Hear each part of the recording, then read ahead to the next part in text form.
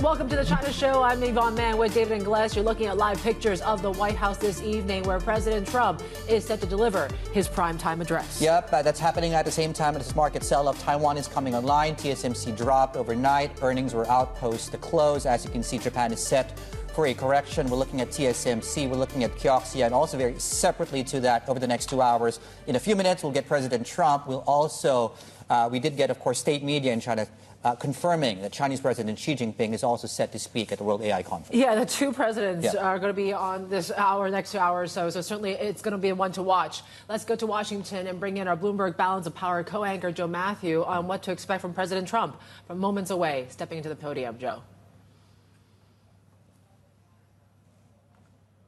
China for election interference, according to some reports. This is typically a very quiet moment in the White House.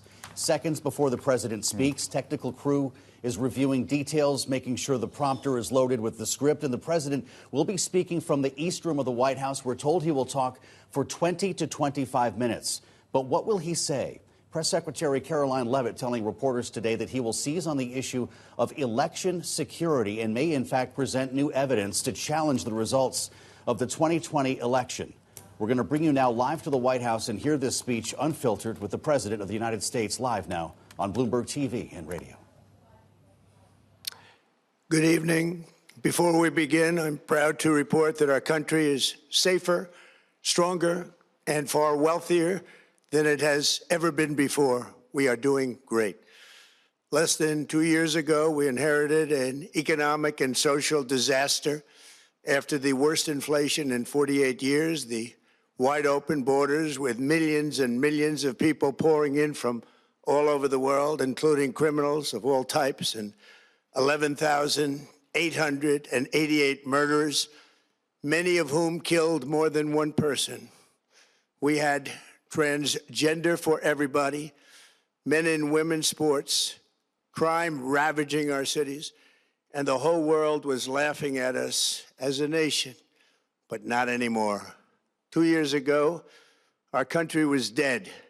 Now, we are the hottest country anywhere in the world. America is respected like we have never been respected before. We have more money being invested in the United States than at any time in the history of our country. More Americans are working today than ever before.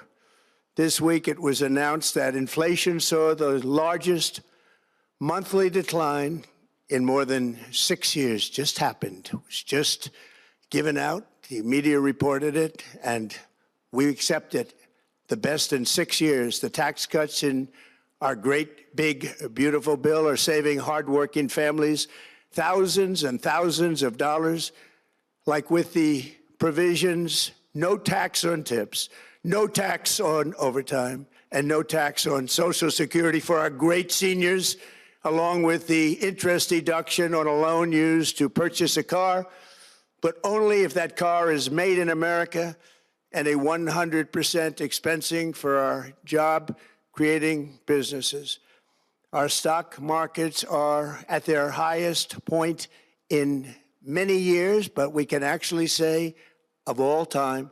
And your 401ks, pensions, and retirement accounts are setting records every single day, the highest in history. For years, we paid the highest price for prescription drugs anywhere in the world. Now we pay the lowest price under my most favored nation's policy because I was able to get the rest of the world and the pharmaceutical companies to act responsibly. Drug prices are coming down by 70, 80, and 90%.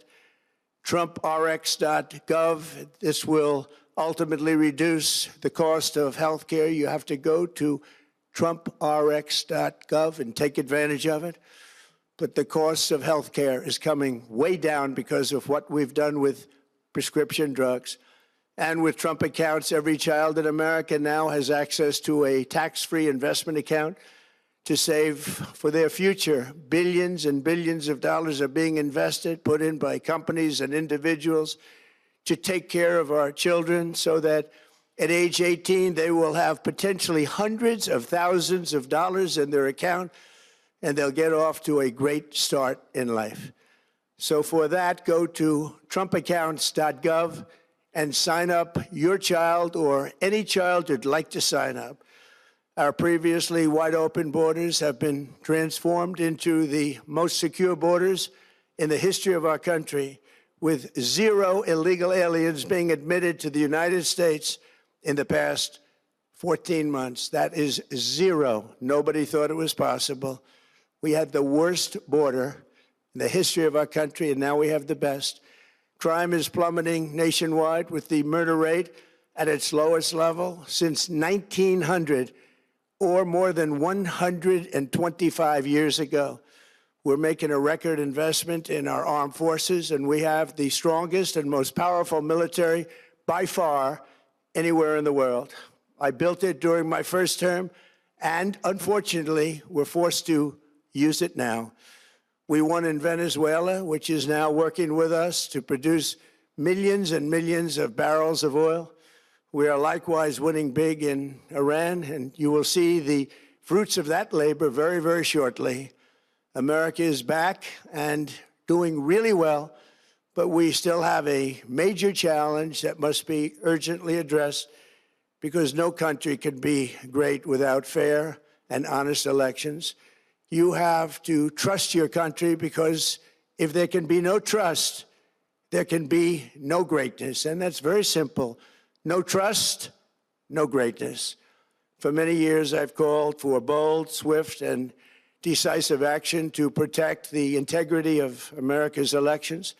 Every American deserves to know that when they cast their vote, that vote will be counted accurately in a system, and that is to make that system secure, one where cheating and interference are not just difficult, but virtually impossible. Unfortunately, the system we have today falls catastrophically short of that standard. Tonight, I'm announcing the immediate declassification and release of critical intelligence revealing shocking vulnerabilities in our election infrastructure. This evidence shows that the election system we have dangerously exposes, and really exposes like levels never thought possible, to hacking, exploitation, and foreign interference. Just as disturbingly, this vital information has for many years been covered up and hidden from you, the American people, our beautiful, our great American people. But that all changes right now. The documents we will release starting tonight have been gathered by the White House Government Transparency Task Force, a great group of people, along with the staff of the President's Intelligence Advisory Board, supported by our top intelligence agency chiefs, who have all personally reviewed the findings. We are presenting this evening and fully confirmed their authenticity. You can see these documents for yourself at whitehouse.gov. That's whitehouse.gov. Go check it out. Our purpose in disclosing this information is not to weaken confidence in election, but to earn that confidence by confronting vulnerabilities and correcting them very, very quickly. And that's what we're doing. The documents cover 5 major areas of concern. First, they show that over a period of years, starting during the 2020 election cycle, the People's Republic of China carried out what is believed to be the largest compromise of election data in history, resulting in China's illicit acquisition of 220 million U.S. voter files. That information includes names, addresses, phone numbers, political party preferences, and other sensitive data that would be needed to register to vote and engage in other nefarious activities, which is exactly what was happening. This data loss presents an unprecedented election security nightmare.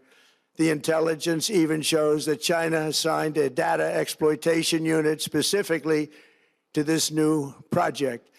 Compounding the travesty, the second set of documents we are releasing reveals that members of the deep state, very, very famous group of people, in many cases, in our intelligence agency work to actively suppress and downplay information about the extent of China's sinister election meddling, covering it up from both the president and the American people like nobody thought was possible.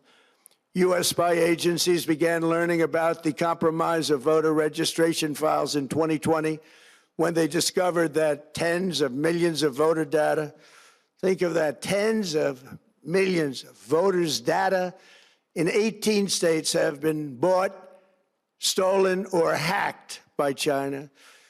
Yet those responsible for sounding the alarm instead kept the information secret and hidden.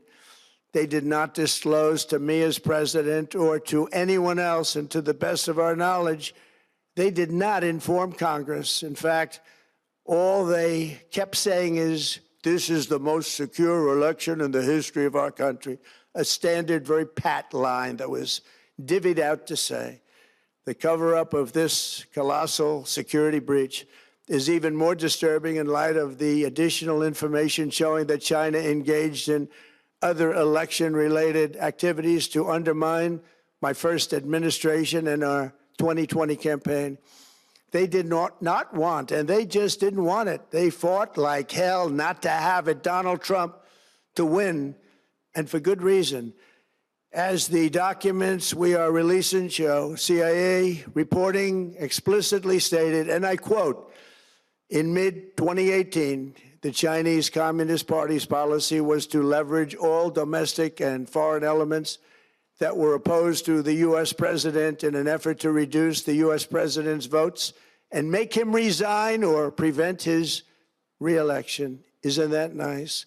Also, in mid-2018, China was working to influence the results of the U.S. midterm elections and later the results of the 2020 presidential election itself.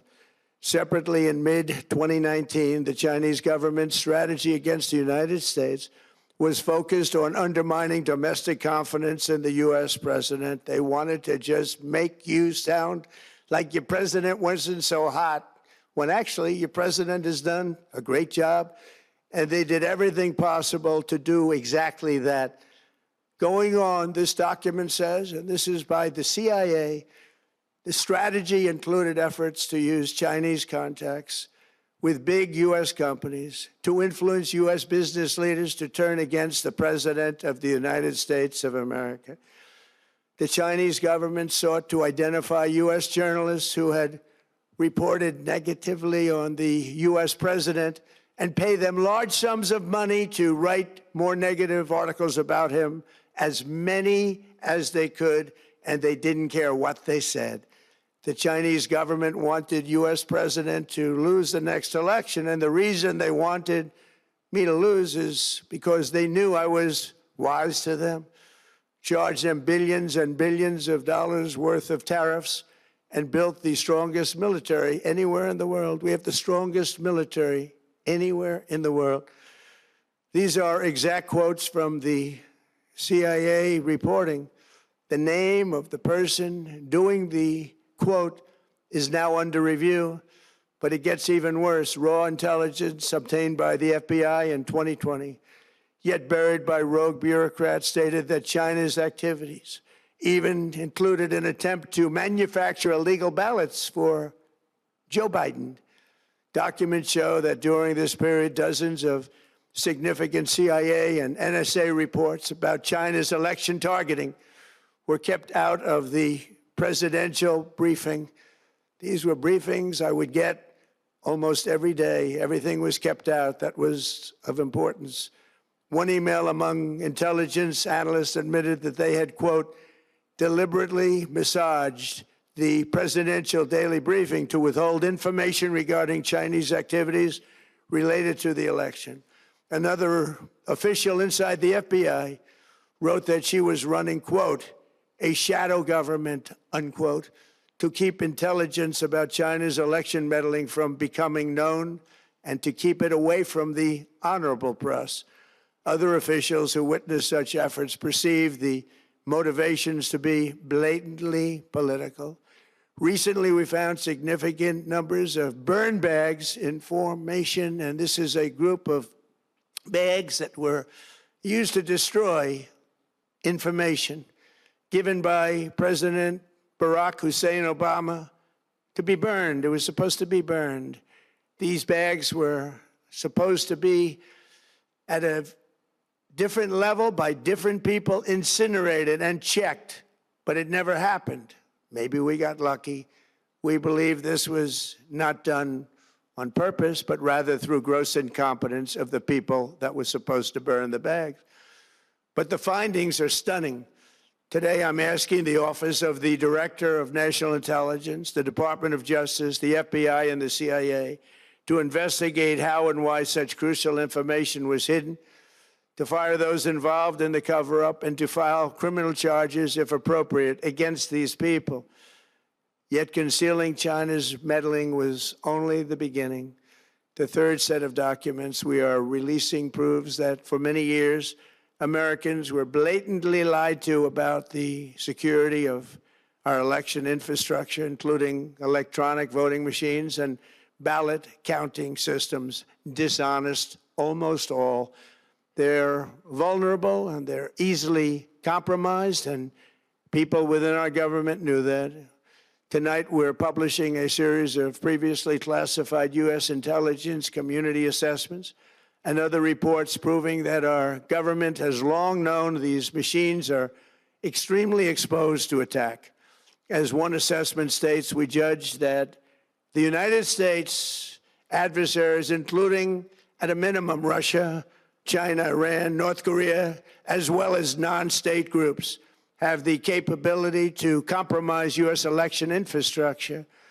That's unquote, but that's some statement, isn't it? Made by supposedly great patriots of our country. The document goes on to further state that, quote, we assess that centralized election-related data repositories, such as voter registration databases, poll books, and other official election websites, are most vulnerable to exploitation, and adversaries could use this access to these systems to disrupt election processes within the United States of America. Tonight, we're releasing all of those findings, and spanning from January 2020 to June 2026. This is a cyber threat aimed at the very heart of our democracy. Many people have questioned whether it could actually be possible to electronically manipulate vote totals or change election results on these terrible machines. Today, we are releasing documents that show the CIA obtained reporting of a specific plot to do a big number in favor of the corrupt Maduro regime in Venezuela. And that's exactly what happened, conspiring to digitally rig their own country's elections in 2020, and that's what they did. This reporting included precise details about methods to regime develop to digitally alter vote totals in ways that could not be detected even with an audit, no matter how deep they went.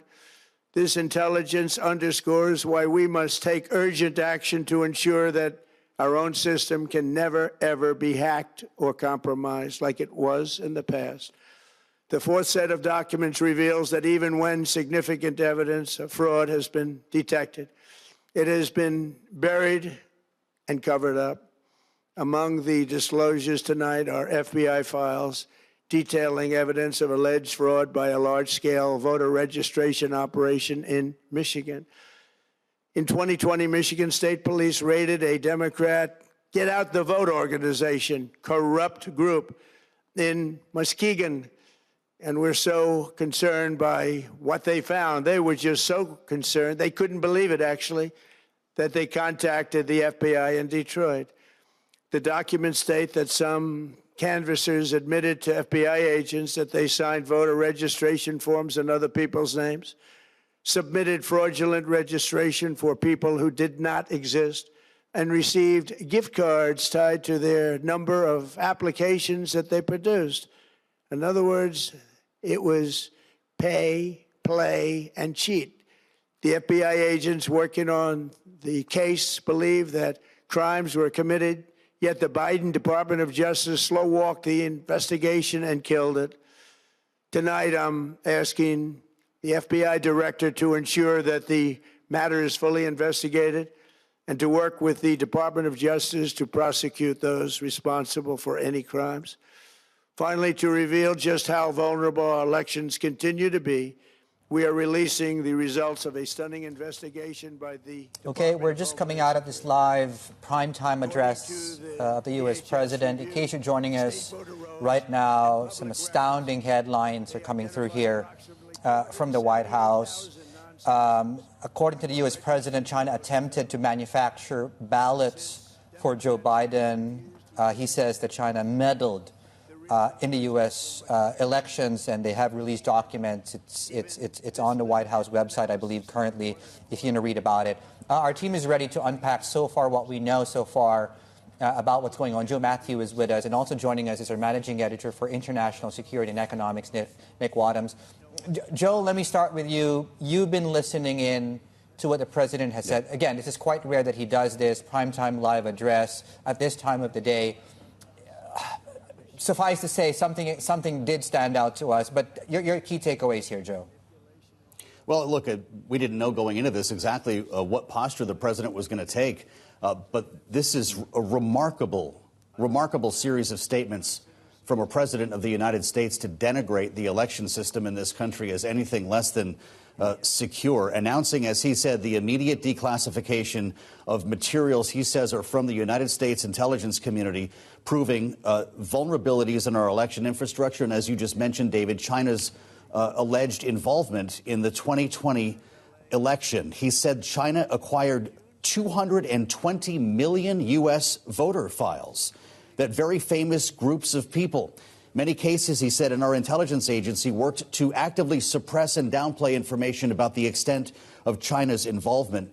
And he even said that journalists were paid large sums of money to write negative stories about him.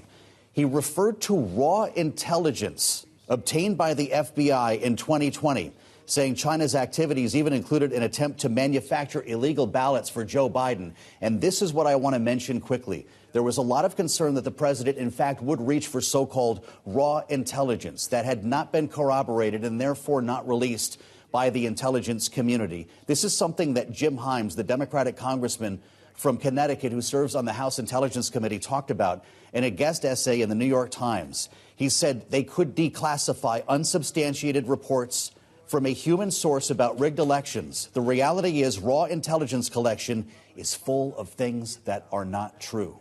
And as the president continues to talk about this, we're going to have to spend quite a bit of time following up on the allegations that he's just put forth.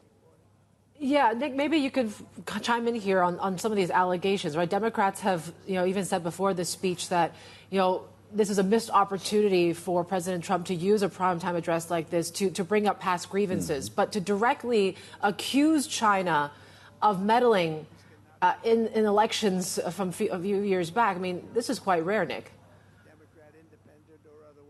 It is, though, at the same time, should be noted that there are a lot of contradictions here. I mean, obviously, we're going to have to sort through the information that's posted on the White House website. But, a lot of officials, including some Democrats on the Hill and the Senate Intelligence Committee, have said that it's long been known that China gained access to some voter information in some states. And in fact, that information China was able to get because it's publicly available on their websites, and you can buy it directly from those states. So again, some concern about what he's actually talking about there.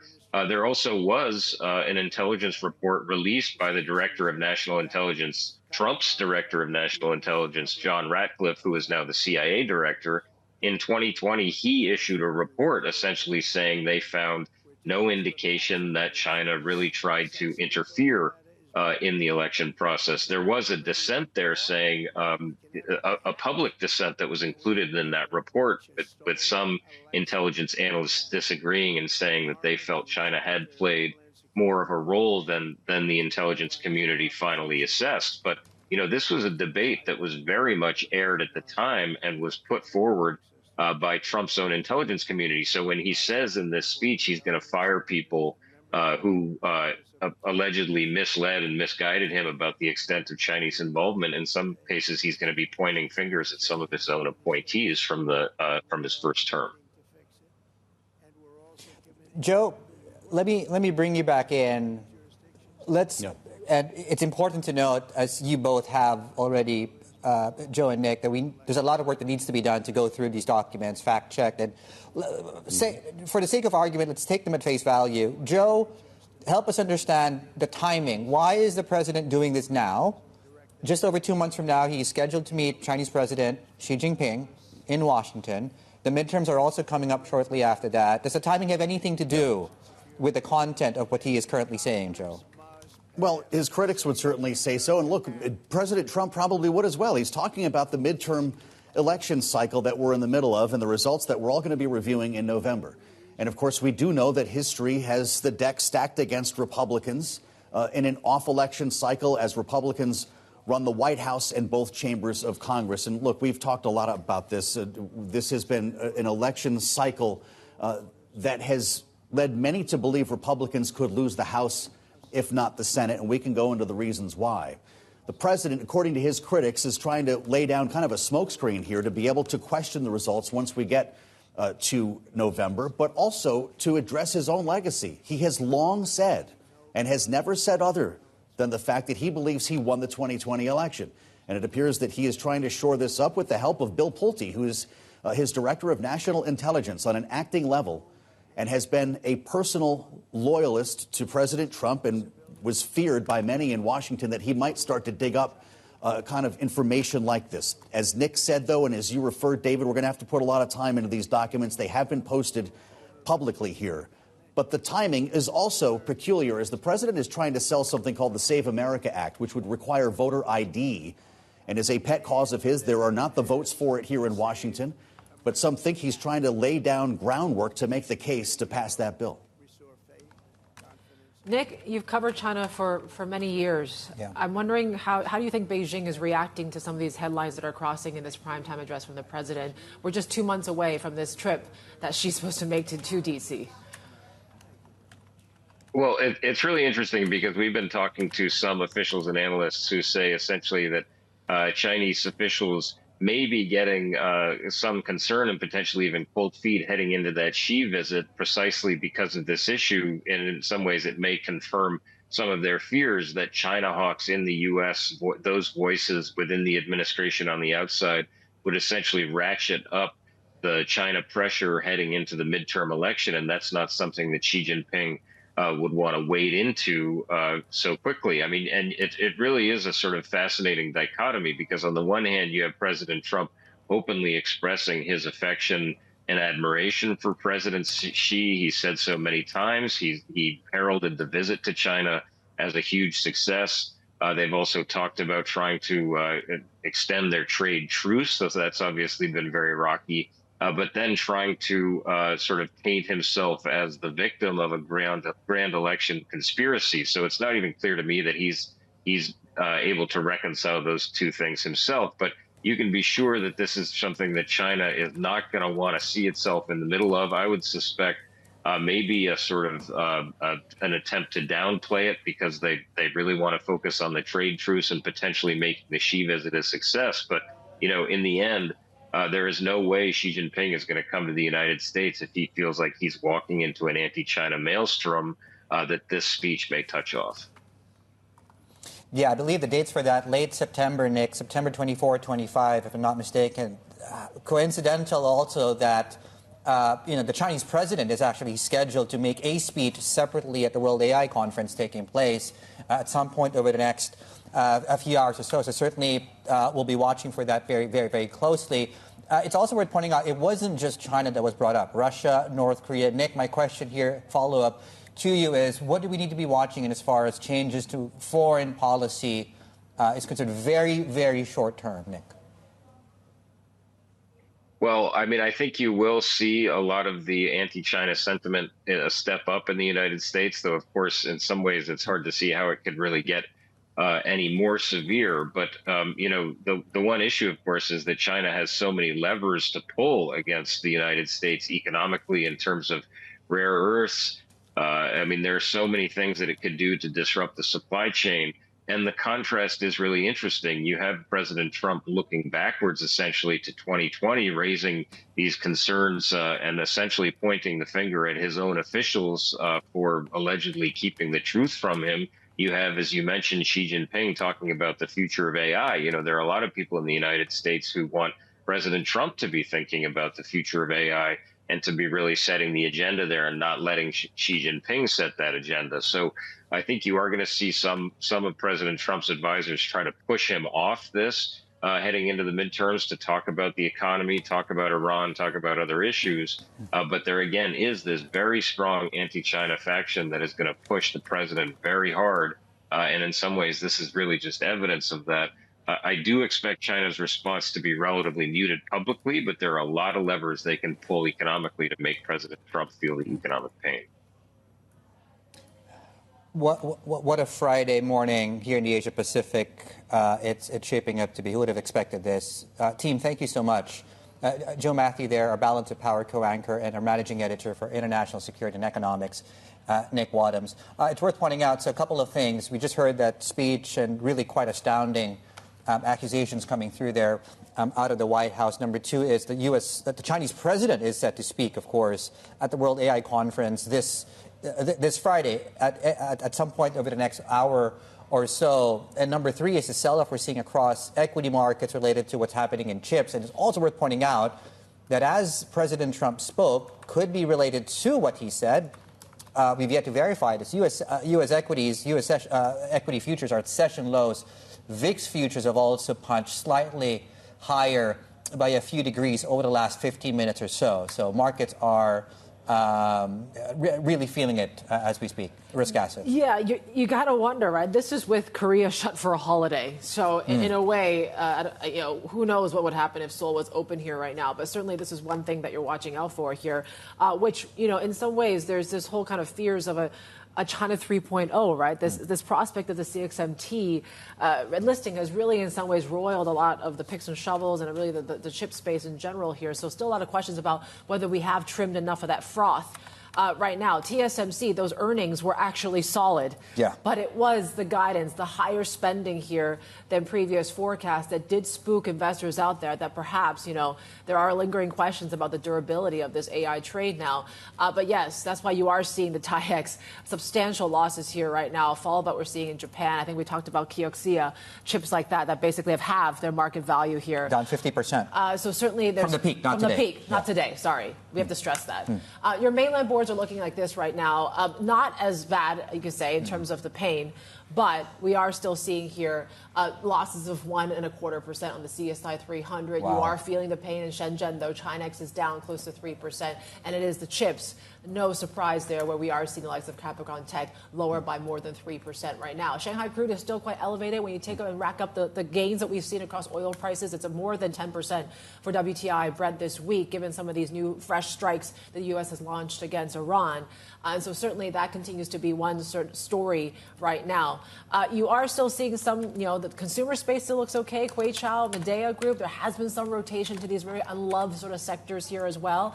You take a look at when it comes to the likes of More Threads, some guidance that came through from the company here in terms of the earnings, in terms of the revenue picture, and this is what we're doing here. So prelim first half net income was up 64 to 81%. Perhaps that's why it's bucking the trend here today in terms of what we're seeing from More Threads. We're up 0.6%, although Montage Tech, that's heading the opposite direction. There as well. But interesting enough, we're seeing that divergence. You take a look at when it comes to Hong Kong. We have actually seen when it comes to offshore China, this outperformance, right? MSCI China is set for the best week against global peers in more than a year. So that outperformance streak is set to extend for a third week. HS Tech, though, is on offer here today. It's led by the likes of Tencent, Baba, Meituan, Baidu was pretty bad. Interesting, too, the moves that we saw yesterday. Xiaomi is up, though. Interesting enough. Dollar China's at 677 levels here right now. The property space seems to be doing okay. And we're watching very closely these AI pure plays, right? So there you go. CSI 300 also falling through that 200-day moving average as well. So it seems like offshore is doing better, but we're only moderately higher on the Hang Seng here, 25,000. there right now. Okay, as you can see, bottom of the screen, just to mention technicals, we are down over 1%, 2% now as I speak on the CSI 300. That's coming up on your screens, the 200-day moving average. That's a level we were testing for over a few recent sessions, and we now have, as I speak, of course, we could end the day higher above that level. We have taken out that key level. And as you can see, we're below the 200-day moving average on the mainland stock benchmark. As you can see, we've tested that several times over the last couple of months or so. And since then, of course, have managed to break back above it. Something to watch on the technical side of things. Okay, very quickly, let's have a look at the agenda today. So apart from technicals, key data, of course, coming through today. Can we get that up, guys, if we can? It's a World AI Conference, of course. The technicals on a 100-day moving average on the Hang Seng Tech to the upside as we test that key resistance level, and perhaps not as consequential given the news over the last couple of minutes or so. Jobless numbers are coming through in Macau. Visitor arrivals, that one is, of course, coming through from And Macau. you add to kind of the speech from President Trump, right, where he has accused China of trying to interfere with the 2020 U.S. presidential election to assist the win of Joe Biden. Does that add a little bit more headwinds to this market at a time when tech is selling off and maybe signs of fresh tension between the U.S. and China here? And that comes back in a bigger way as we count down to President Xi heading to D.C., which you got to wonder, is that also in question now, whether the president, after this primetime address, is still looking to go into D.C. The tariff is certainly still, remains in place between U.S. and China. So it's still quite uneasy where we are in this relationship, right? So in terms of what else we're watching on this agenda, I have to mention, right? So World AI Conference, HS Tech Rally. We have some Macau visitor arrivals coming through here as well, and some employment data out of Hong Kong. Okay, so let's get more on the World AI Conference. I would imagine back their conversations in AIDS are scampering right in terms of, given what the U.S. president just said and accused China of a few minutes ago. Min Lo, our China correspondent, is in fact in Shanghai for us for our coverage for the World AI Conference. Min, set the stage for us here.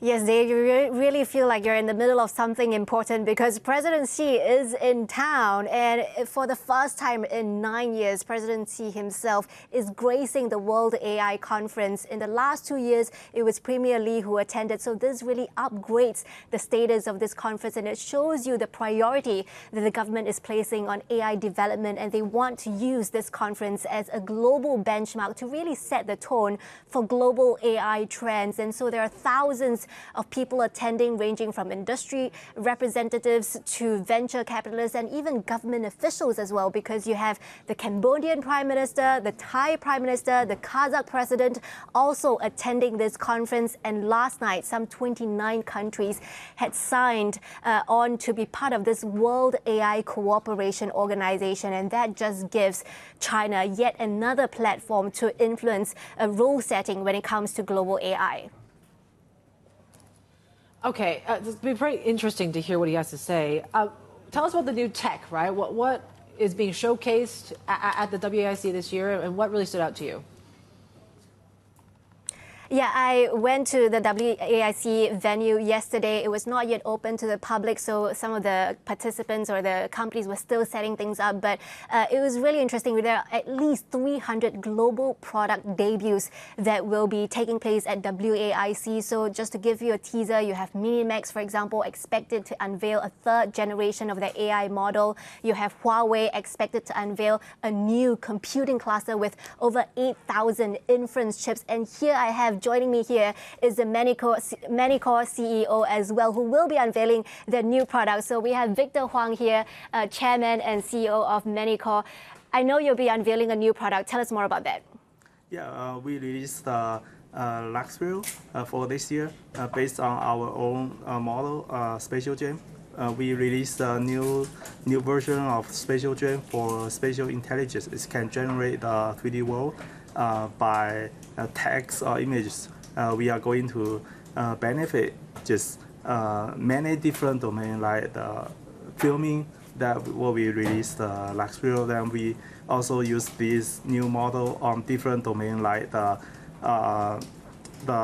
virtual touring and real estate and something else. So it can benefit also the robotic training, and we hope the new model can benefit more and more industry. So this really opens up new revenue drivers for you, right? Going into video generation that can benefit the film industry. So it's quite different from your original idea, which was this video spatial recognition technology that was targeting interior designers, property developers. How much room for growth is there in that original software, given the property slump we've been seeing? Our original software is generate a lot of data for our new AI model. Just so this model is based on the training data what we accumulate more than a decade ago. And this kind of data can training the model what it can generate the space. And the space it can also benefit many different domains. So like filming, robotic training. So everything is start from data, then going to model, then going to agent. So nowadays, the agent can benefit many different domains. So we hope so we can benefit more and more domains. But everything is begin with our original product. So tell me about some of these new domains that you're pursuing when it comes to physical AI, robotics training. Which companies or OEM manufacturers are you working with? We work with many customers and partners like Hesai. We use their data to collect more data in our space for training. And we also have a lot of customers like the Hendian, and they use our technology to help the filmmaker who before they probably need to use the physical place for virtual filming, and now they can scan the whole the whole place, then put it on virtual world, and they can generate the film much easier than before. So do you expect these new domains to eventually surpass your original product, the Kujiala, which was meant for property developers and interior designers? Definitely. So we believe the Kujiala is the framework for data generation, and the data generation can benefit the 3D space generation model, and that is the product for next generation. Then it can generate to help us to generate the whole 3D space. Then before we use the tools to generate 3D space, and now the AI generated space, so it can benefit more and more domain. And before the designer need to use a lot of time to drawing or imagine the space. And nowadays, I think the future it can generate by AI, and it's more and more close to our physical world. Before technology, you no matter how hard you work on, it's still a little bit different from the real world. Yeah. But now it can, after you have more and more real life data, the physical world data, it's closer and closer to the physical world. All right, thank you so much. Really exciting new technology that really can mimic the creation of virtual worlds that resembles reality. That was Victor Huang, the co-founder and chairman of Manycore Tech. An escape, some would say. Min Min, fantastic. Thank you so much. Min Min, of course, our China correspondent, is there in Shanghai for our coverage of the World AI Conference. In fact, just on that very note, we are waiting for the Chinese President Xi Jinping to deliver a keynote address at the opening ceremony of the World AI Congress in Shanghai. You're looking at live pictures right now at the conference. We will bring that speech to you once, of course, that begins in a couple of minutes. And certainly the plot lines around the geopolitical paradigm have shifted substantially in the last 40 minutes, given the accusations coming through out of the White House. We have lots more ahead on both those two stories. This is the China Show.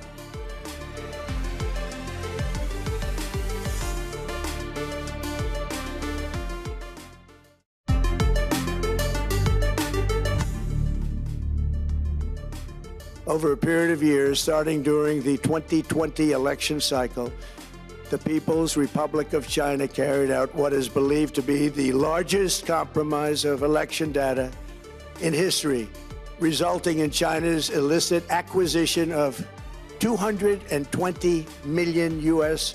voter files.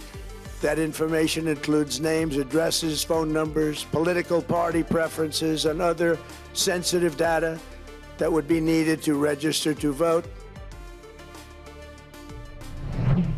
That was President Trump speaking earlier at the White House, accusing China and other countries of meddling in the 2020 elections. He announced, in case you missed that, the immediate declassification and release of critical intelligence revealing some shocking vulnerabilities in election infrastructure. He says, let me just recap this for you, documents will show that over a period of years, starting during the 2020 elections, that China carried out what is believed to be the largest compromise of election data in history, resulting in China's acquisition of 220 million U.S. voter files, according to the U.S. president. Let's bring in Huiyao Wang out of Beijing, founder and president at the Center for China and Globalization. He joins us right now for his take on. Henry, we're also just starting to piece together this story, which is developing as we speak. Your initial reaction? Well, I think this is. I think President Trump is largely pushing for his bill. He wants this his new bill to be passed, and then he's really digging files and finding old stories. But I think that first of all, I think China didn't meddle in the 2020 election. That is already a fact, already passed in 6 years ago, and actually the 2021 U.S. Relative government agency already said China was not involved in any meddling, and that's number one. Number two, I don't think there's incentive for China to do that because there's no clear candidate that is pro-China, that is wants to have a different angle. I mean, you see all the candidates from U.S. Elections. There's nobody's really showed the big preference for China that China wants to support. So there's no such a incentive for China to do that. That's number two. Number three, I think that China has always practiced non-interference and non-intervention on the domestic issues. China doesn't like other countries to meddle in its own issue, and China does not meddle in other countries' issues as well. So I think I understand. I mean, China and the U.S. are now in a very delicate and important moment. I'm also President Trump is expecting President Xi to visit U.S. In September. So I think both sides should refrain from accusation and let's talk. Let's really put down the differences and then seek the common ground, and for the sake of peace and development for the world. Henry, the fact that he used a primetime address to directly accuse China of this, I'm just wondering, to what extent do you think this does in any way change the what you said is a shaky sort of relationship now between the U.S. and China, and this truce that we've seen, which has been fragile of late? Well, I think this certainly doesn't help of bilateral relations. We should really restrain from attacking each other and accusing each other. I know China has been really doing relatively well. I mean, recently we have recent U.S. polls showing that China is more favorable in many countries now compared with U.S. And China is at this moment, is having a World AI Summit, established a World Artificial Intelligence Cooperation Organization. President Trump's speech just before President Xi's speech was also to get attention as well. But I do think President Trump, I understand he wants to pass this bill, which is very important for him, and from his Republican experience that he has long actually blamed that the registration for the elections and names and fake names and all those issues. So he wants to use this national television address to really push for his bill through the houses and Congress. So I understand that, but not really should scapegoating China, for those unsubstantiated results. We hope to see if there's any hard evidence or anything like that. But I do think given that U.S. and China are so important. We just had the President Trump visit China 2 months ago, and we are expecting President Xi to visit Washington in September and welcome Trump again in November in Shenzhen for the APEC summit, and also attending the G20 summit in Miami in December. We should really build up the goodwill momentum rather than we are starting to accuse each other. And particularly at this time, I think it's not wise to do that. Yeah.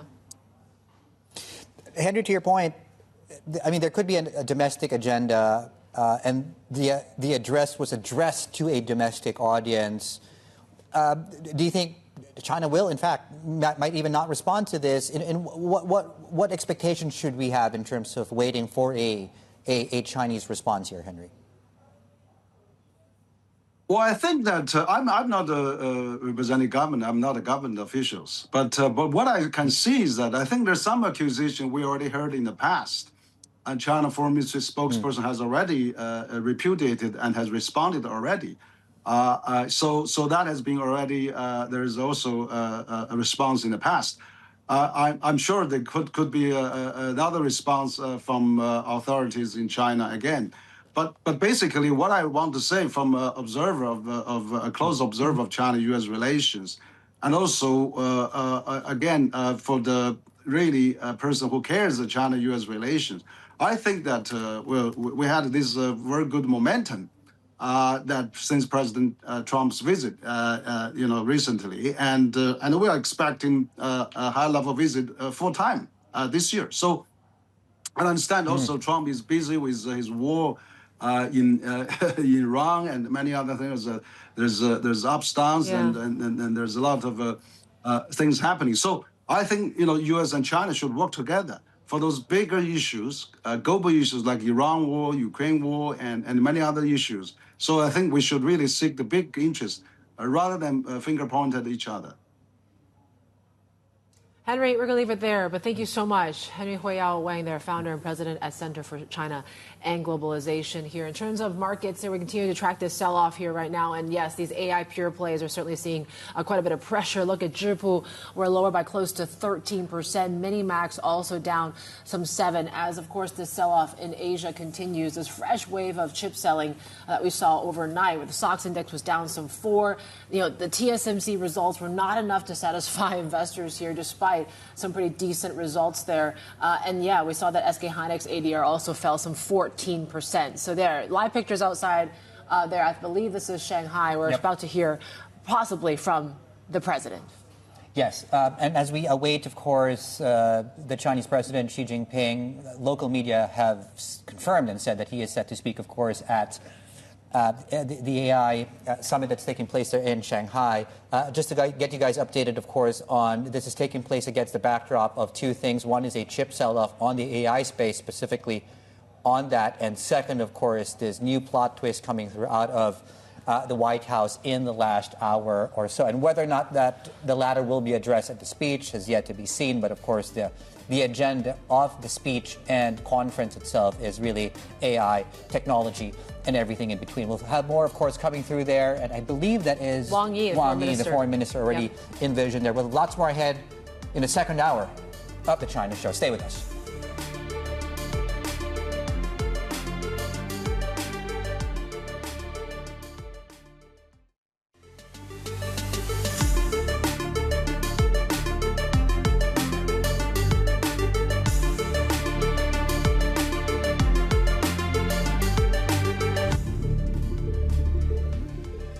Welcome back to the China Show. Here's a look at the CSI 300, a half hour into the session. It's an interesting China show today, Dave, right? I think quite rarely we have two presidents speaking in both hours here. We just heard from President Trump in that primetime address, and it was quite an astounding speech that talked and really accused China of meddling in the 2020 U.S. elections. And now we're kind of down to President Xi speaking at the WAIC in Shanghai. Yes, it's worth pointing out that there he is. The Chinese president is set to come up on stage, of course, to deliver this speech.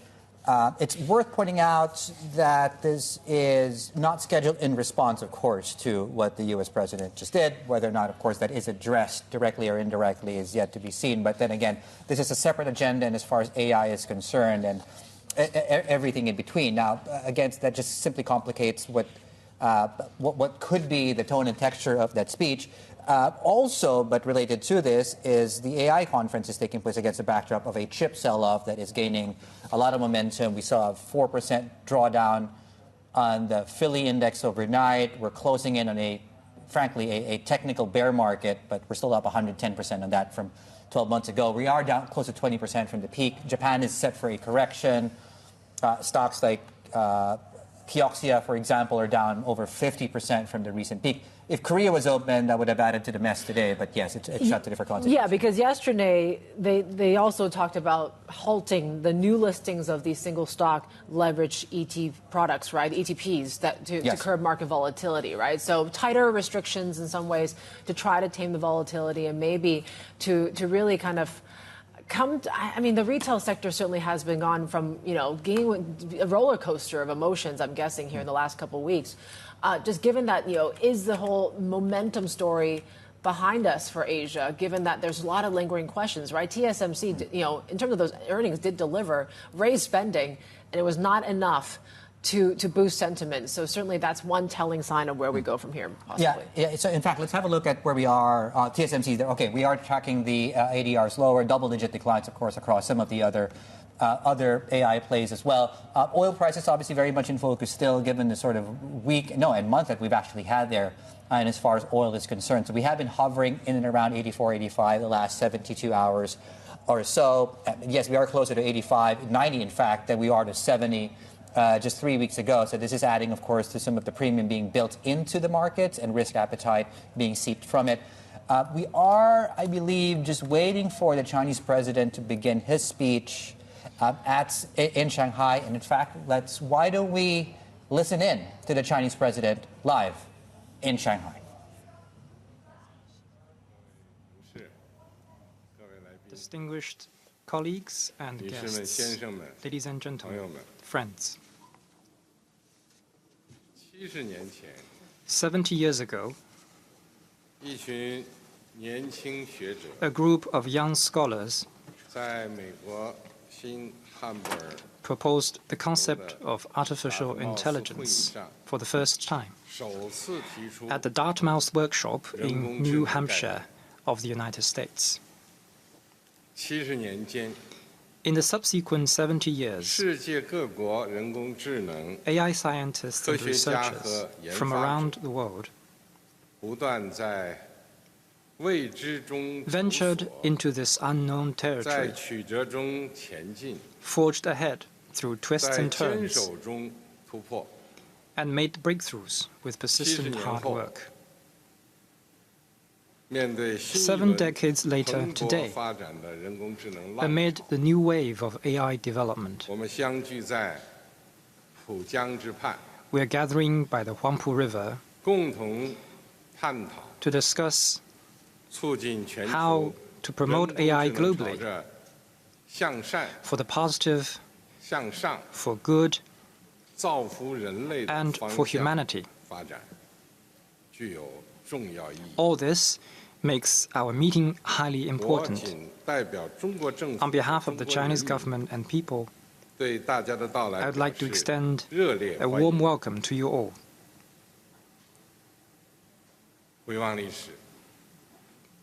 In the course of history, the invention of the steam engine heralded the industrial civilization. The widespread access to electricity brightened up modern society. And the birth of the Internet brought the entire world together. Each of these technological revolutions has profoundly reshaped our way of work and life and enabled a giant leap in economic and social development.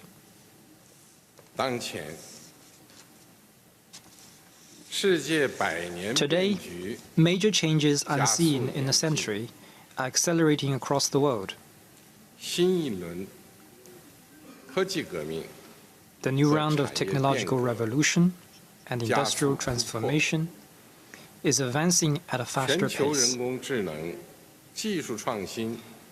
and the world has entered an unprecedented period of active innovation on AI technologies. Intelligent connectivity, human-machine collaboration, cross-sector integration, joint creation and sharing, and other intelligent technologies are unleashing enormous power. All this carries within it great opportunities, as well as challenges to governance. We human beings must answer the questions posed by our times. How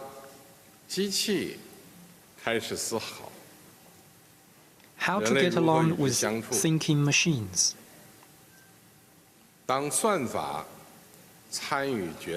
How to ensure security when algorithm is part of decision-making?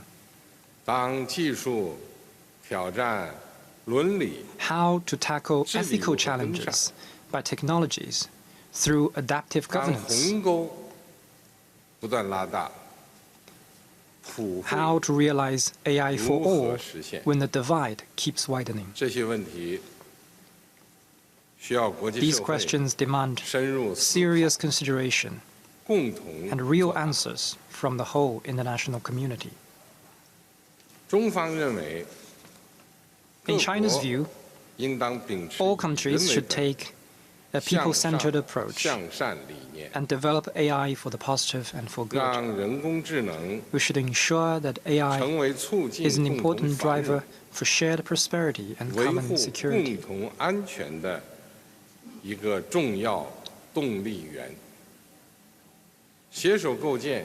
We should join hands to build a just and equitable system for global AI governance.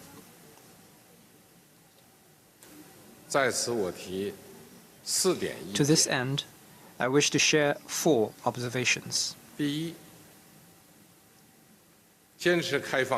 First, we should adhere to the principle of openness and win-win, and boost innovation-driven development. As a new engine of world economic growth and an accelerator for the shift of growth drivers, AI is moving from the digital world into the physical world. We should seize this rare historic opportunity to encourage open source, openness, collaboration, and sharing. We should facilitate technological innovation, industrial development, and scenario-based application of AI. We should make coordinated advances in the transformation and upgrade of traditional industries, the cultivation and growth of emerging industries, and forward-looking planning for future industries, so that all sectors and businesses can benefit from AI. Second, we should strengthen risk awareness and ensure that AI is secure and controllable. AI should be a trusted tool for humanity. We should take seriously the various types of inherent and secondary risks that AI may trigger. We should put in place laws and regulations, technological monitoring, early warning, and emergency response systems in order to strengthen the line of security, prevent abuses and malicious use, and ensure that AI is always under human control. In the meantime, we should jointly oppose overstretching the national security concept in the field of AI.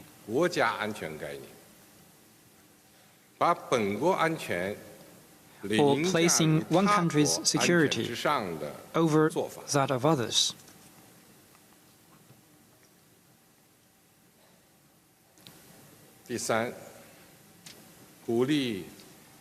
Third, we should encourage inclusiveness and promote mutual learning between civilizations. AI development and its application should not erode or undermine the diversity of world civilizations or the uniqueness of cultures of different countries. We must shape the values of AI with humanity's common values and make good use of AI technologies to increase understanding, tolerance, exchanges, and sharing among all civilizations. We should tend to the garden of civilizations with great care to ensure that the beauty of each civilization is appreciated and shared. Fourth, we should advocate solidarity and improve global governance. AI is an invaluable asset that encapsulates humanity's collective wisdom. We should practice true multilateralism and recognize the important role of the United Nations. We should enhance alignment and coordination on AI development strategies, governance rules, and technical standards so as to form a consensus-based global governance framework at an early date to make this frontier technology better benefit humanity. We must carry out extensive international cooperation and help Global South countries with capacity building to bridge the AI and digital divides, promote sustainable development, and prevent creating new historical injustice in AI. Ladies and gentlemen, friends, this year marks the start of China's 15th five-year plan. It maps out China's economic and social development for the next 5 years and provides immense opportunities for the international community. In recent years, China has embraced AI with open arms. We have promoted interplay between an efficient market and a well-functioning government, strengthened AI innovation, actively advanced the AI Plus initiative, and built a healthy ecosystem for all entities to thrive in together. The core smart economy industries are worth at least 1 trillion yuan. Smart devices in countless homes truly improve people's livelihood.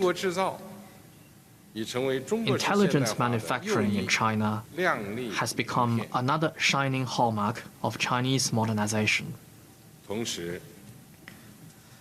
At the same time, China lays great emphasis on safety and security in AI development. With a deep understanding of the trends and logic of AI development, we are continuously improving laws, regulations, policies, mechanisms, application norms, as well as ethical principles, to make sure that AI is safe, secure, and controllable, and that this fine steed of AI gallops with both speed and stability.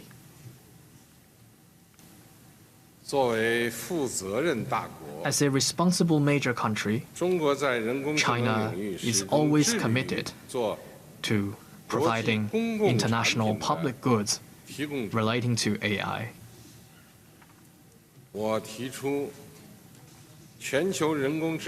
Since I proposed the Global AI Governance Initiative, China has promoted the adoption of the UN General Assembly resolution on enhancing international cooperation on capacity building of artificial intelligence by consensus, published the AI Capacity Building Action Plan for Good and for All, announced the AI Plus International Cooperation Initiative, and advocated for establishing the World Artificial Intelligence Cooperation Organization, or WAIC. China has been contributing steadily to the global AI governance.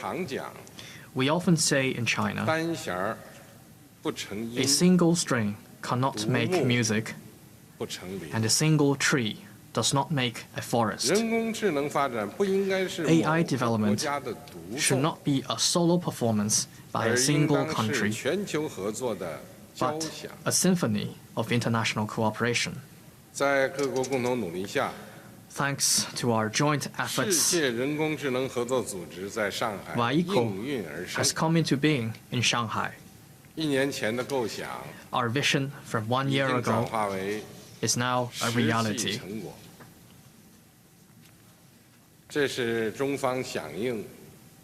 This is a major move by China to answer the call of the Global South and unite the international community together to promote vigorously AI development and governance. It will be an important milestone in the history of AI development.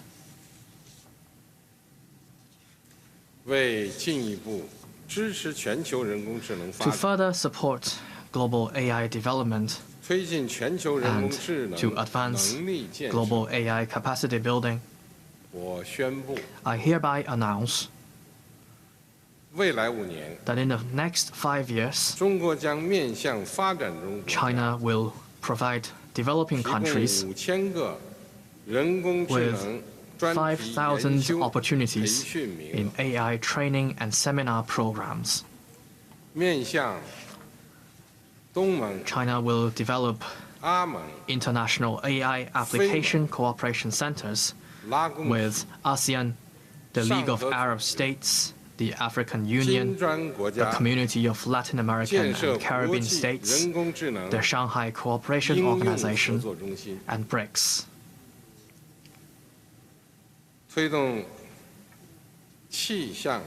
And we will enable 30 countries to use the AI-powered meteorological warning system, or MAZU, to safeguard homes around the world.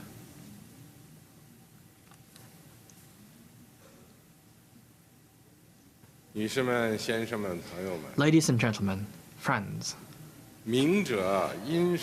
as ancient Chinese observed, a man of wisdom adapts to changes. A man of knowledge acts by circumstances. With AI advancing at a staggering speed, we must ensure its development is for the positive, for good, and for humanity. We must make its oversight and governance precise and effective, and constantly refine measures to forestall loss of control. We should always guide AI development with human wisdom and international consensus, so that AI can truly become a mighty force that increases the well-being of humanity and advances human civilization.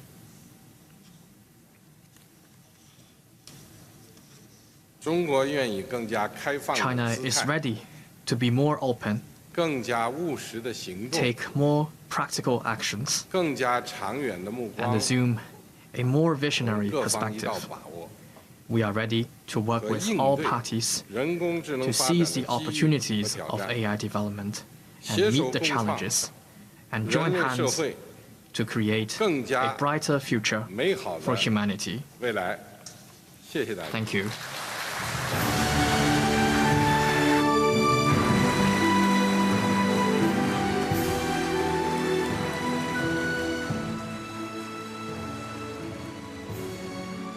All right, that was the Chinese President Xi Jinping speaking in Shanghai at the World AI Conference, and certainly did speak for about 10 or 15 minutes or so, really just highlighting using this platform to talk about the openness that he really wants to see when it comes to AI and its adoptions and the rise, of course, of China's AI models, and really kind of giving some bragging rights for China here and just some of the innovation that has come through here, right? We even talked about overnight, the FT was reporting about Moonshot and its new launch of this Kimi model and the like. Of course, we're talking about the CXMT listing that's set to debut pretty soon as well. So certainly talking a little bit more about the openness of all this as well, that saying that, the AI development shouldn't be a solo show by any single nation, and also talking about when it comes to reaching a consensus on a global AI governance framework, right? This is what he was trying to really do here in this summit, is to create this sort of World AI Cooperation Organization with 30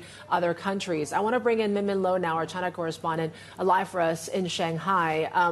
Just give us a little bit of a recap here of what we heard from the president just now.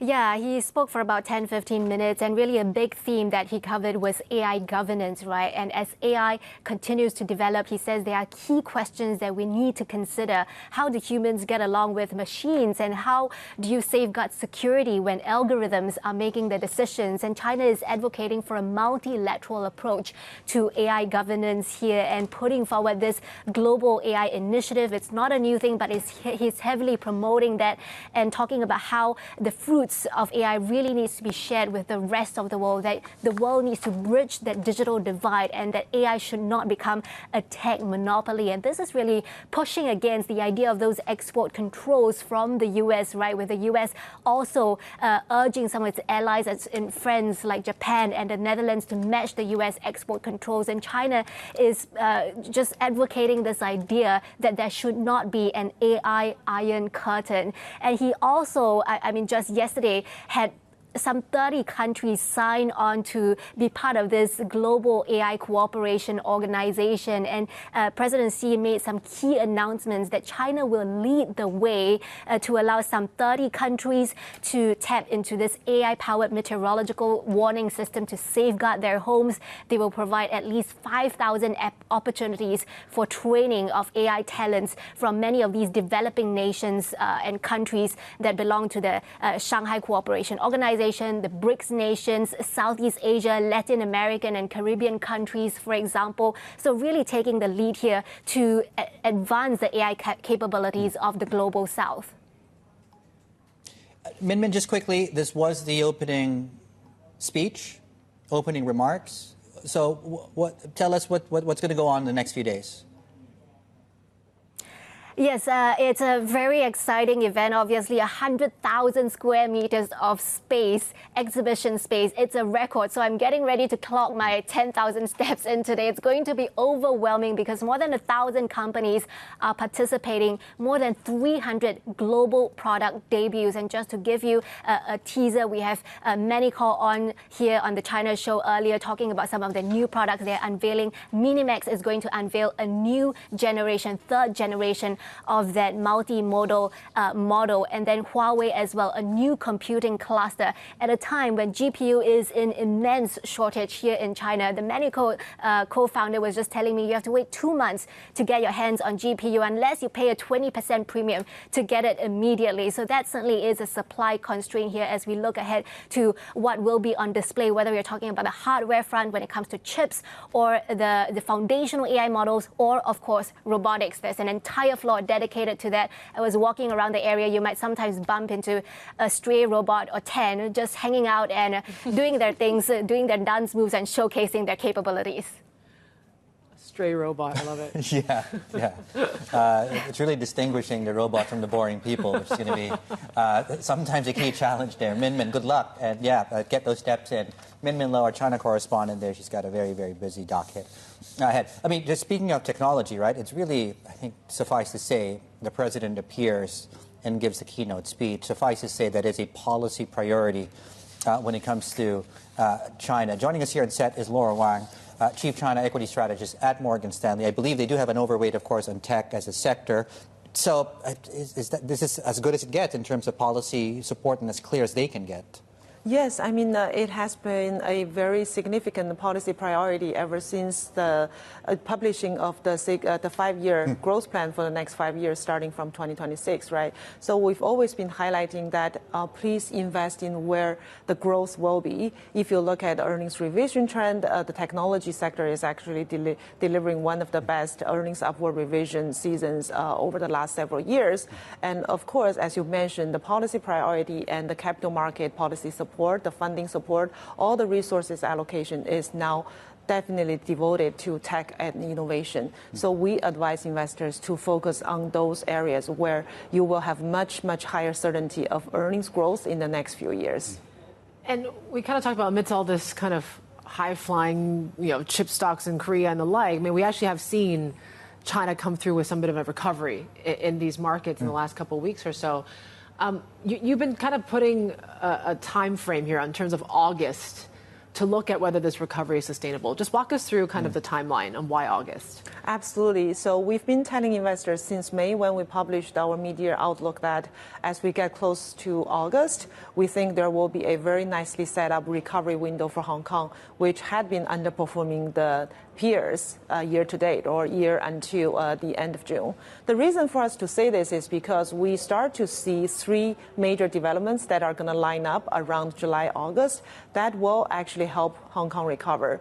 The first one is the second quarter results season. Investors pay a lot of attention to the fundamentals, particularly when there's still deflation going on in China, when the macro condition and the private consumption is still not recovering very, very significantly. So the earnings season is very important, and we think second quarter results will come out much, much better than the previous quarters, particularly for the e-commerce players. And e-commerce internet is one of the largest sector in the Hong Kong market, as we know.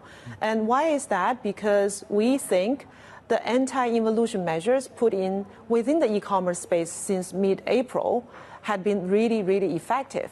So all the damage on the earnings because of the price war these e-commerce players had put on against each other, actually that's going away. And this is why, even though the macro condition may not be improving, but the earnings results for second quarter, starting from April, would be a lot better versus the previous quarters. And once investors see that, they will believe it.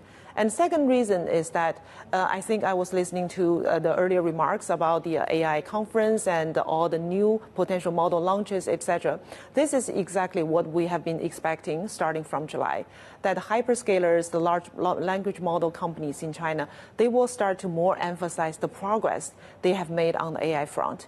Because this is not the year that global investors appreciate humongous amount of capex expansion without showing where the money is spent. Right. But now is the time for these companies to launch the new models, to show better performance, and to start to introduce agent functions, etc., into their ecosystem. Again, investors will really appreciate that. And the last reason is that July is a very busy month of share unlocking from the IPO deals. And as we digest such pressure, I think the liquidity, the fundamentals, and the investor sentiment are all starting to improve and align for a recovery in Hong Kong. What about the hardware side? Yes. We like it. We like semis, we like hardwares, and I think on longer term basis, on the 6 to 12 months or on a multi-year basis, these are very, very good position to actually allocate your investment in. But we need to bear in mind that the AI super cycle in China's equity space is highly correlated with the global AI super cycle. So as we are going through some of these volatilities in the US market, in our neighboring markets like Korea, Taiwan, and Japan, these sectors will be actually having some negative impact from that as well. But on a longer term basis, for example, for GPU, for chips, we think the fundamentals are extremely strong. We think, for some of the sectors, such as the optical transceivers, the valuation might be a little bit stretched. So I think you need to be more selective going forward instead of turning like outright sort of bearish on the sectors. Yeah. CXMT, that's the big one to watch. I mean, just given the size of it, right? 9.8 billion IPO, the second largest IPO ever. Some say that would raise some warning flags and maybe possibly a market peak. How do you see it? That's a very good question, and we got asked that a lot recently. I think in general, our view is that it's going to be a net positive for the A-share market, for the investment in the technology and innovation direction. The reason for us to say this is because even though the A-share market has done relatively well compared to Hong Kong, and particularly the tech stocks, if you look at the divergence of that performance and the participation by different types of investors, one thing we realize is that retail investors particularly have not yet benefited so much from the AI super cycle in the Asia market. This is because the knowledge hurdle required to invest in these sectors is much, much higher. You need to be very sophisticated with these technical terms to understand exactly what these companies are doing, etc., to be able to invest in these sectors. So we rather want to look at these mega IPOs in the Asia market as a good opportunity for investor education to actually bring more attention to the sector, to the growth story, and eventually more sticky money into the market. That's important amidst all the new technology that's going on, and then, of course, in neighboring markets, including, by the way, Hong Kong, right? Some of these single-name leverage ETFs are causing some trouble among the retail space. The reason I frame it that way is what observations have you noted as far as correlations between regional markets, which are wobbling a lot more recently, compared to, say, offshore, which is Hong Kong? Yeah, I think China's correlation with the global market has always been much less compared to some of the other neighboring markets. And particularly Asia's correlation has been very, very low. But this time, it's slightly different because what had done well in the Asia market is exactly what had done well in the global market. Okay. It's the AI supercycle beneficiaries. It's the power supercycle, CapEx supercycle beneficiaries. So as I said, when the global market starts to experience some volatility, some of those are more due to the concentrated positions, and some of them are more due to concerns about Fed policy, the new chair, and then the summer break and potentially midterm election. But then the China market will actually correlate with that. But in Hong Kong's case, I think that's somewhat different this time. As I said, the three developments we highlight for Hong Kong's recovery, those are all intrinsic. Those are not dependent on external development. I see. The improved earnings, the AI development, and the digestion of the share unlocking pressure, I think those are specific to Hong Kong and will only benefit Hong Kong versus the other markets. What about the unloved sectors? I dare I say we go into consumption or property, right? Where but the retail sales picture this in June was actually surprisingly positive. I'm just wondering, is there room for any sort of recovery in these sectors? Not at the moment. At least that's not what we recommend investors to focus on, because the macro data overall is not particularly encouraging, and we see declining growth of credit data, which shows the confidence by the corporate sector in investment, and then subsequently the consumer confidence in spending may not experience a major sort of pickup in the coming months. So we're not advising investors to put money in consumption or in property at this moment, and we're not expecting major stimulus step up into these directions either. But to talk about sectors where we can invest in, other than sort of internet or tech or some of these sectors with high growth certainty.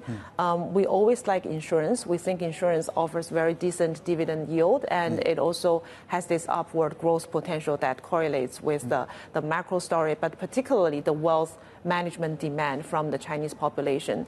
And we recently also had added back some traditional energy names into our focus list.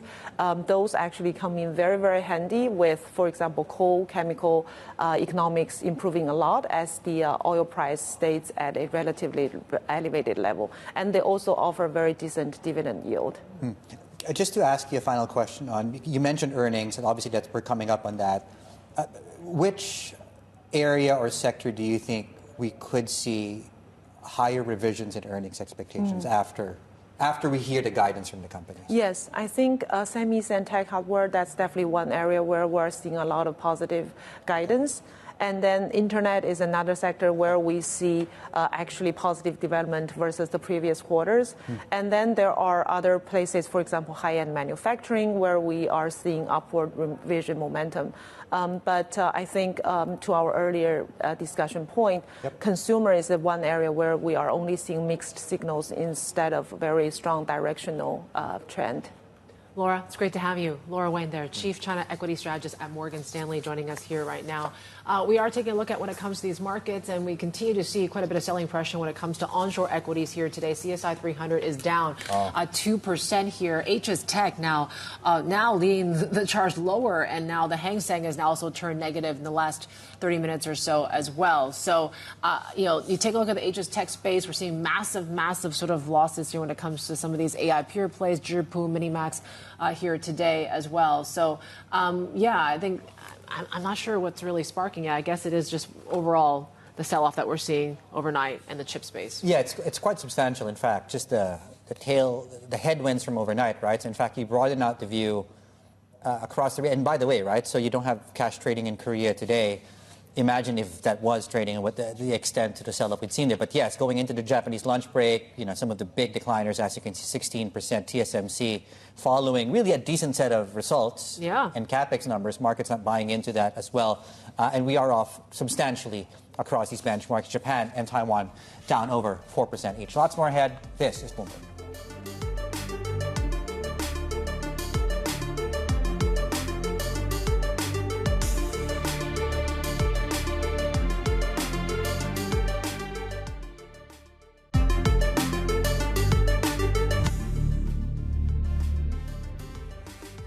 All right, it's quite a drawdown we're seeing across the benchmarks today, and in some markets we're also getting quite substantial volumes coming through amidst the sell-off. We'll get into the politics a bit later on, but yes, it's also been very, very busy in as far as some of the pronouncements were concerned coming through out of the White House there. China chip stocks coming up very shortly, so we're down about 2% on the Hang Seng China benchmark, down over 3% on Hang Seng Tech. And some, of course, the big names on your screens. If you were waiting for a dip to buy, perhaps look at the one today. That's not investment advice. It's just saying, hey, this is happening across these markets. You do you, and based on that information. That's what I always tell people when they ask me, what should I buy? Don't ask me. I ask the questions. I don't do the research. We just read a telecomputer. We just facilitate the conversations. All right, let's talk a little more about AI, right? We're talking about SenseTime here. The CEO of Chinese AI firm said that geopolitics has forced it to become more self-reliant as it adapts to U.S. technology restrictions and shifts in the global AI landscape. Xu Li spoke to us exclusively about why they're betting on what they call native multimodal AI as the next frontier in the technology. SenseTime has been pondering a core question. Where will its intelligence come from in the next stage? Our answer lies in how to effectively utilize the cross-connections between visual information, what the eyes can see, and textual information, and how to use cloud connections to form a paradigm we call native multimodal, thereby raising the upper limit of our intelligence. So in recent years, we've actually moved from visual to what we call native multimodal applications. You talked about your core model, SenseCore and SenseNova. If I were just to go out on the street and ask people about what models they're familiar with, people will probably talk about Alibaba's Q1 or Tencent's or ByteDance's model. I think not many people are aware of SenseNova. How do you differentiate yourself from all the other big players out there now?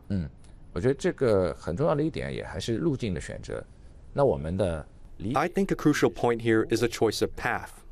Our understanding has always been that if we can use the boundaries between language and text, the connections between language and vision, images and videos to improve our model's capabilities, then it will reach a new upper limit.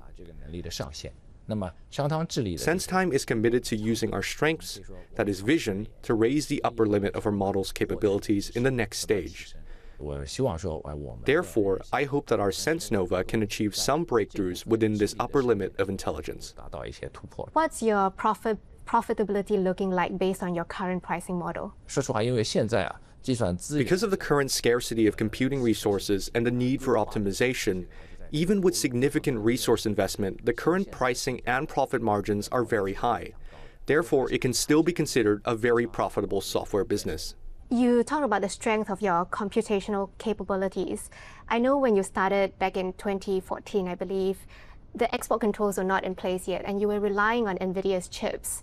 So since the export controls, how have you diversified your supply chain? Are you still relying on NVIDIA's chips right now? 我们很早就知道怎么更好的去连接更大的集群来解决这项问题。 We've long known how to better connect larger clusters to solve these problems.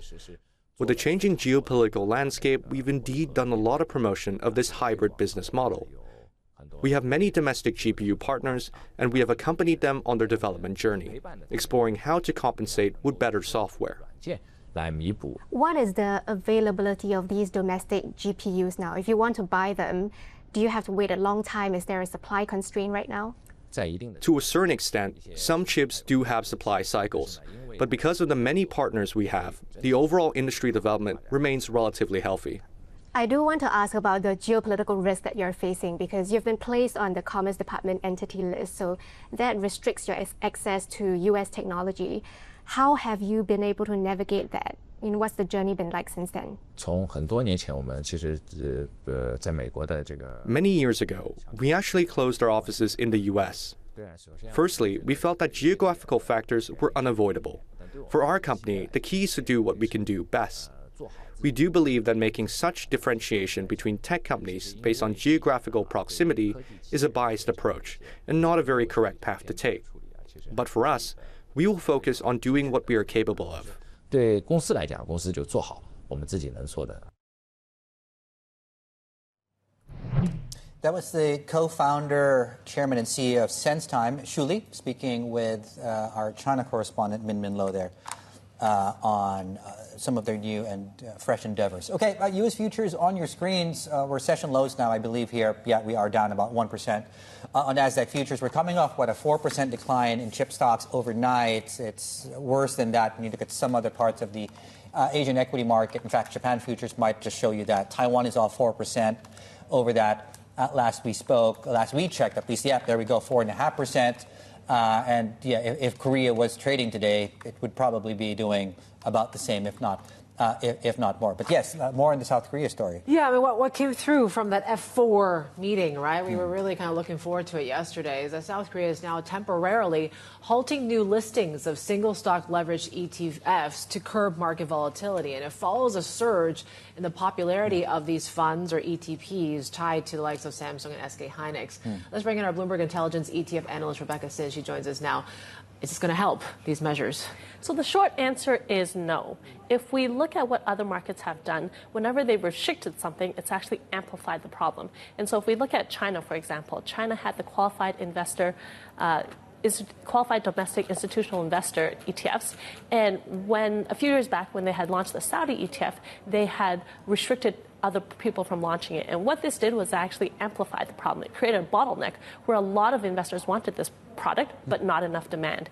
And so what ended up happening was that the ETF ended trading up at a massive premium. So in China, whenever they put restrictions, they cap the creation, they limit the inflows, the ETF ends up trading at a massive premium, and oftentimes as high as 50%. So in this case, we could see a similar problem where because they've now restricted it, there's not enough products available, people are going to want it even more.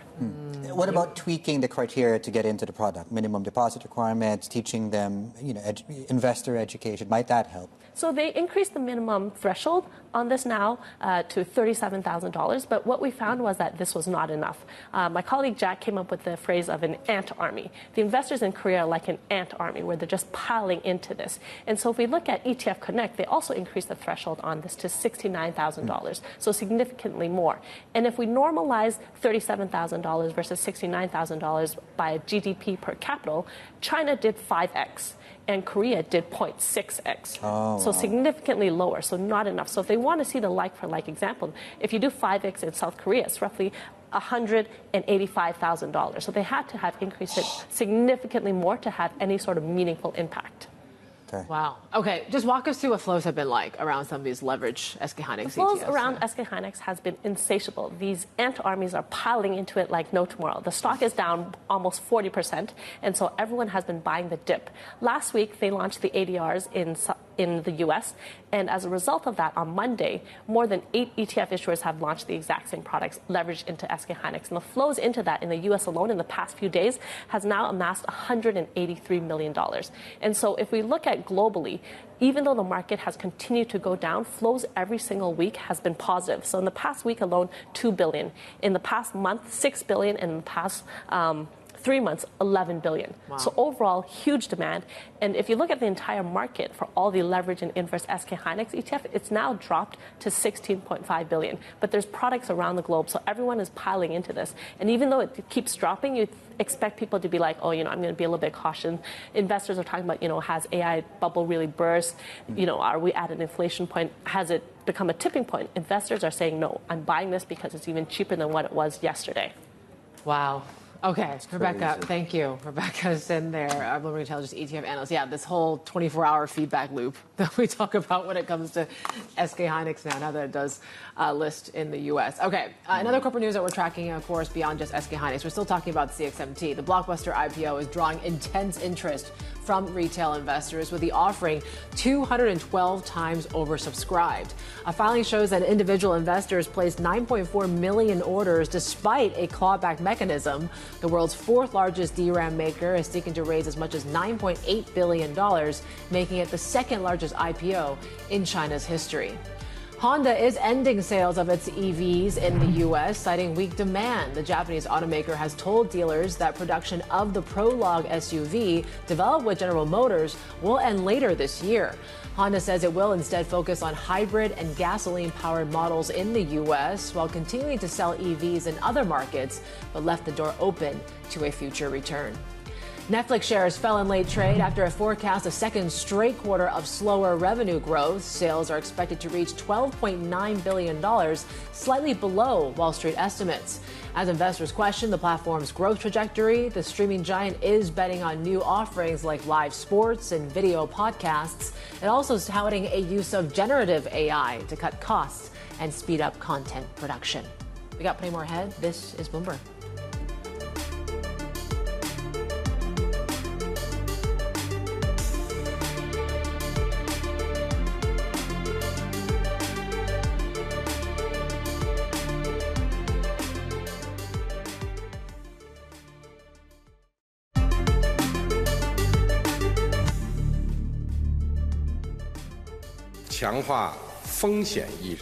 We should strengthen risk awareness and ensure that AI is secure and controllable.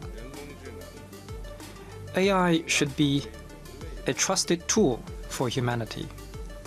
In the meantime, we should jointly oppose overstretching the national security concept in the field of AI, or placing one country's security over that of others.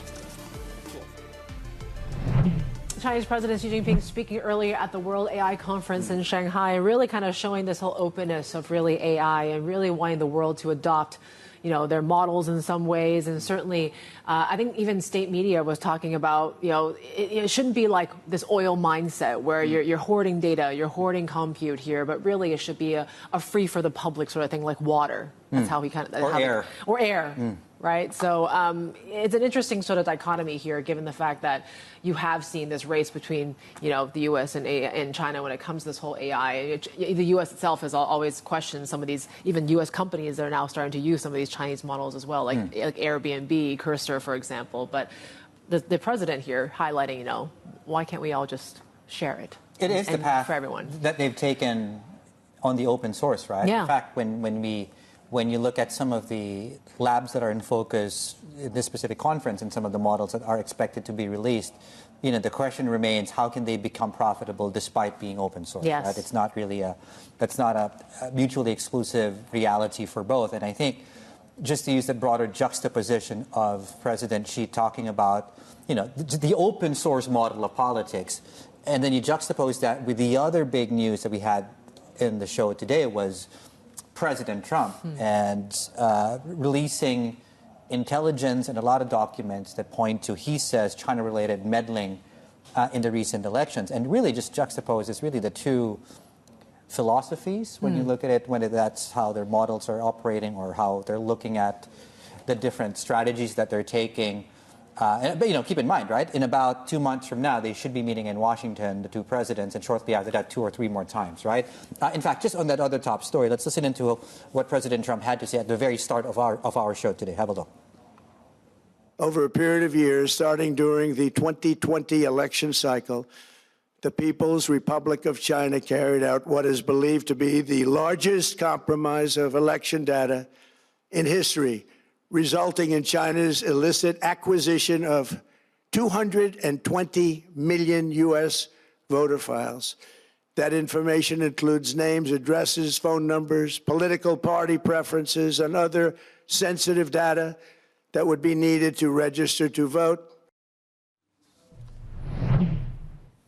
Okay, and just before we wrap up the show, a look at the damage we're seeing across the market. So this one is actually apolitical when you look at the damage we're seeing across the board almost. Let's start things off with some of the net tech names here in Hong Kong. Yeah, it's looking pretty ugly. And things, maybe a sense of panic, maybe. I think the TSMC sort of earnings was sort of what sparked what we saw overnight, and now it's kind of filtered through into the Asia session as well. But take a look at that. I mean, you're seeing Tencent, Alibaba down some 3%. Meituan, SMIC is also down some 5% as well. We're tracking some of the Chinex movers as well, and these are the ones that are underperforming here right now. And it seems to be those favorites that we've always been talking about. Zhongzhi, Inolite, were down double digits, 11% drops there. Epto, Link Tech down some 10. So, the optical trade, all these, Laura Wang did mention, right, some of the valuations of some of these sort of AI names are getting a little bit too stretched.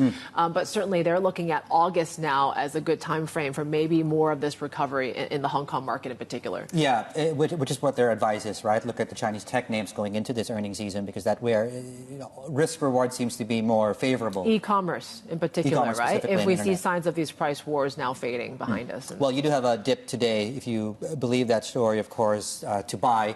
The rest of the region looking like this. We are on track really for a very bad week across equity markets. We're down about 3.3% on the benchmark today. Japan is set, in fact, to enter a technical correction. We're down about 5% in Korea as I speak. On that positive note, we'll leave it there. We'll see you all on Monday. That's it from us on the China Show. Have a good weekend ahead.